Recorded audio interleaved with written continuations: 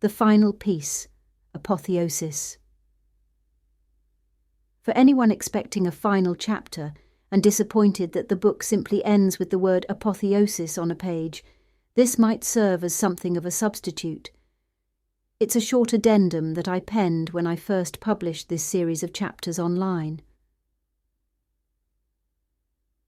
When I originally conceived the layout for this book, my plan was that there would be no final chapter, and the book would just end with the word apotheosis in the centre of an otherwise blank page.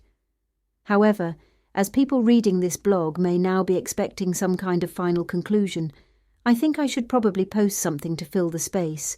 Clicking on an empty blog post wouldn't quite have the same feel or impact as turning a nice crisp book page. My thinking behind such an ending was twofold. Firstly, the book starts with birth, but I didn't want to end with a chapter titled Death.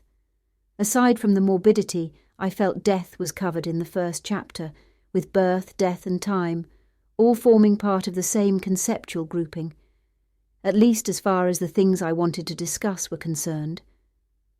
Then secondly, I wanted to convey the sense that humanity is heading somewhere, where I don't know, but some sort of ascendancy to some destination. Something divine, I guess. In fact, my not knowing is the reason why there would be no chapter. Even with my confidence and arrogance, I can't claim to know the future, or to know if there's some higher meaning or purpose for humanity. I can't describe indescribable God, if indeed there is a God, or something approximating to that notion. It's simply beyond me. What I did try to illuminate in the book, though, is that the many dualities or dichotomies we see in life are things that are equally needed by humanity. That is, that both aspects of these dichotomies are needed, just as a bird needs its two wings to fly. Be it left-right politics, cyclic and linear time, tribe versus intertribe, or dualities of sex and gender. It's not that one side is good and the other bad, but that both can be explored.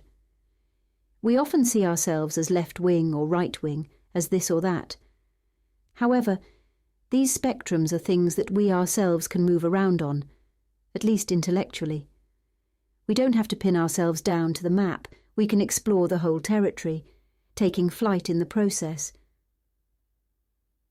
In fact, society as a whole, with its arguing factions pushing back and forth, is not unlike a single organism thinking its way through a problem, contemplating within itself, deciding a course of action, repeatedly rising and crashing like a phoenix as it gets the balance better or worse.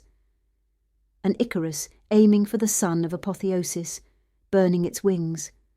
Like me earlier, daring to think that I can know the unknowable. Perhaps if we learn to understand these dichotomies better as individuals, we can become better pilots of the bird, guiding ourselves and wider society towards the light, even if we can't descry the destination.